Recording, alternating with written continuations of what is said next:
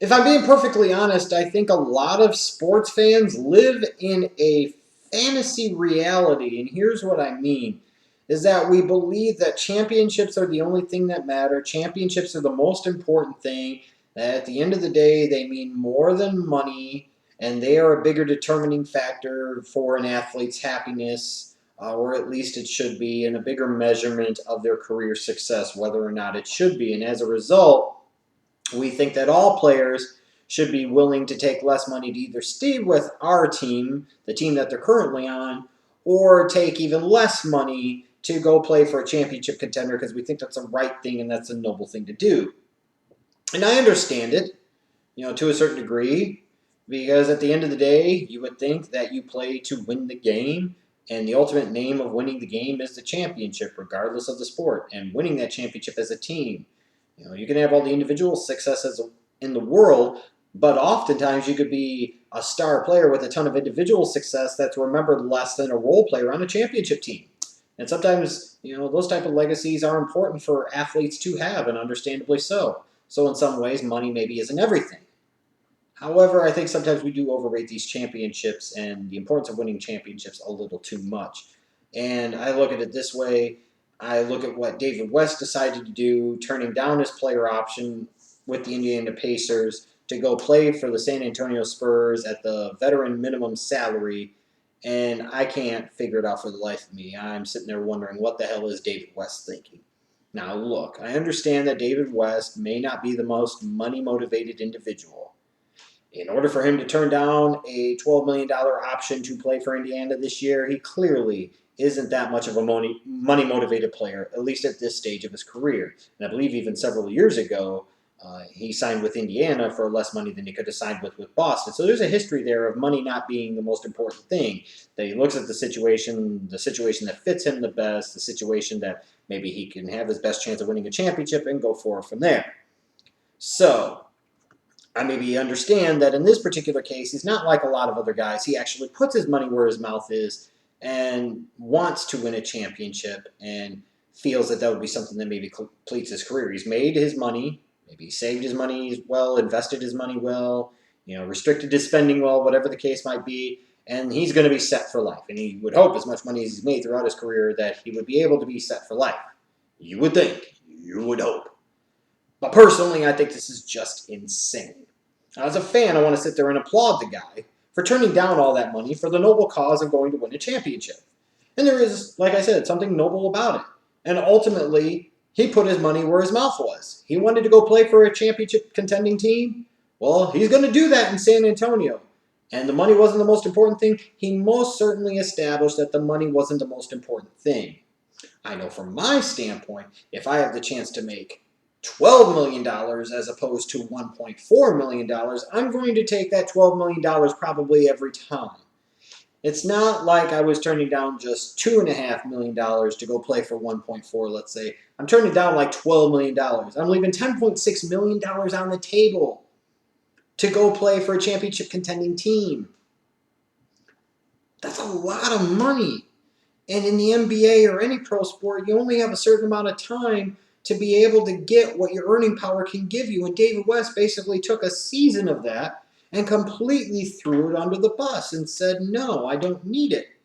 The bad thing about this to me is not only did he hinder himself in his earning power for 1 year, he will be doing it going forward as well, assuming that this upcoming season won't be his last season in the NBA, because he'll have to take on a diminished role, means he's playing less minutes, he's putting up less in the way of numbers. So next year, when he hits free agency, which he would have hit anyways with that contract he had with Indiana, instead of using that $12 million number as the basis and working backwards from there, he's going to be using a $1.4 million number and trying to be working maybe somewhere upward from there.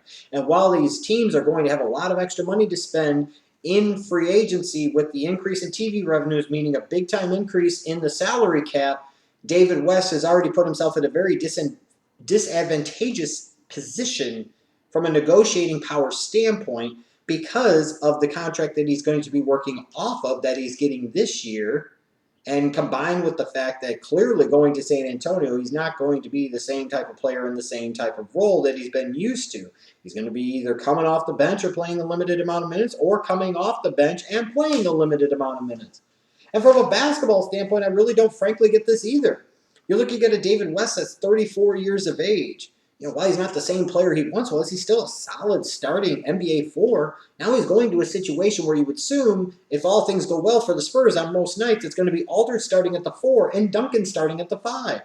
And West is not really a 5, he's a 4.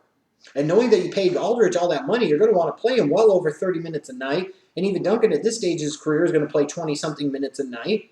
So now you look at David West. If you're playing him at the 4, that means Aldridge is at the 5, which is not a position that he's suited for, not a position Aldridge is particularly comfortable with.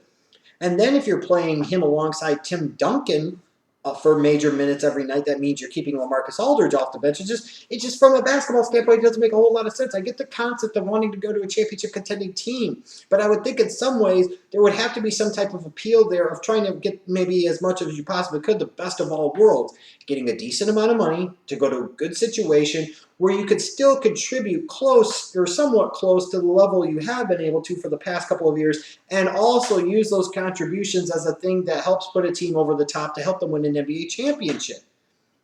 I mean, yeah, you could sit there and say at the end of the day that a Jack Haley gets the ring all the same as a Michael Jordan does, but it's not the same thing, obviously. A Jack Haley was Dennis Rodman's fanboy, so to speak. Lord rest his soul. But Michael Jordan was the man. He was the heartbeat. He was that Bulls team. He was the franchise player. They got the same ring in 95, 96, but they're not the same guy, and they didn't contribute in the same way, most certainly. And I'm not comparing David West to Michael Jordan here. What I am comparing it, though, to is a situation where you're going to take on less minutes and less role, and you should have had to be a championship contender. Furthermore, for all the talk we make about the Spurs and this and that, the fact of the matter is Duncan's another year older, Ginobili's another year older, Tony Parker is another year older. You could sit there and say, yes, they've re-signed Danny Green and all of this, but this is also a Spurs team that, coming off of a championship season, found a way to get eliminated in the first round of the playoffs by the Los Angeles Clippers in 7 games, the same Clippers team that pissed away a 3-1 series lead to Houston in the freaking semifinals. Who's to say that in a Western Conference that is deep, talented, and loaded, especially amongst those top teams, that the Spurs, with these additions, are going to be a contending team right away or any better position than they were the year before or the year before that? It's not to say it doesn't work, but there's no guarantee that it does. And if I'm a David West, why do I want to go to sit there to this situation where I took $10.6 million less to play less and contribute less without any real guarantee of winning a championship? To me, if it meant that much to you, take that player option. If the money's not that important to you, then by God, take that extra $10+ million, what it turns into net-wise, maybe $5.5 million, and sit there and donate it to charity if it doesn't mean that much. Play out your year with Indiana. Maybe somebody can trade for you, or you wait until you hit free agency. You're able to at least, if nothing else, get yourself the mid-level exception for a couple of years, but with more contending teams having a lot more money available come next offseason, the market's going to be much better for you, and you have more legitimate options where you don't have to undercut yourself on the market so damn much in order to play on a contending team. And furthermore, you could pick a situation like maybe a Washington where you could have played more and could have contributed more. All the while, you, again, went to the Western Conference. That's a loaded conference. And who's to sit there and say that some of the key players for the Spurs don't suffer serious injuries or injuries that impact the team enough or they miss significant enough amounts of time where the Spurs are sitting there as a 5 or 6 seed in the playoffs getting bounced in the first damn round? You would think if you're a David West and you wanted to go play for a contender, why not play for a contender like the Cleveland Cavaliers in the Eastern Conference? They could have given you the same minimum money that you freaking got, basically given you the damn near same type of role, maybe even with fewer minutes, possibly, but they could have given you some type of role there in Cleveland, and all the while, you would argue your path at least to the NBA Finals is easier, and with that easier path to the NBA Finals, it might potentially make for an easier path to an NBA championship. And again, it's like David West really undercut himself here. I don't begrudge him at this stage of his career for going to want to play for a championship contending team. And the Spurs most certainly are at least one of them, but they are not the only ones. And if anything, if I'm going to a team in the West, to sit there and play for them for 1 year for the chance to win a championship. I'm going to go to the team which has a much younger nucleus that plays a style of basketball that fits more of the modern NBA and the Golden State Warriors, whose best basketball may still be ahead of him, and all the while know that I could not only fit in there, bring something to them, but I can contribute and play a decent amount of minutes every single night. And all the while, not undercut myself as much with a reduction of statistics, meaning I could potentially make myself more money going down the road, assuming that this isn't going to be my last season in 2015, 2016. So I know a lot of people are going to praise David West and say this is a great thing that he did, and this was heroic, and this was, something to look up to and say not all athletes are bad. And in a lot of ways, people are right. I just think he's crazy for doing it, personally. I'm not going to hate on him for doing it, but I think it was wacky for doing this. He didn't have to do this. He left over $10 million on the table, not to mention the additional money that he left on the table going forward in his perhaps next and final contract. And again, the thing is that sometimes, let's take this example. You could make $6 million a year, let's say, playing for the Sacramento Kings, or let's say you can make $4.5 million playing for the Washington Wizards. I would much rather take that $4.5 million playing for the Washington Wizards than the $6 million playing for the Sacramento Kings. A couple of reasons. Number one, that $1.5 million difference, once you get through taxes and everything else, isn't necessarily going to guaranteed be $1.5 million difference. It just depends, especially based off of the state that you're in, the circumstance tax-wise that you're in, what have you.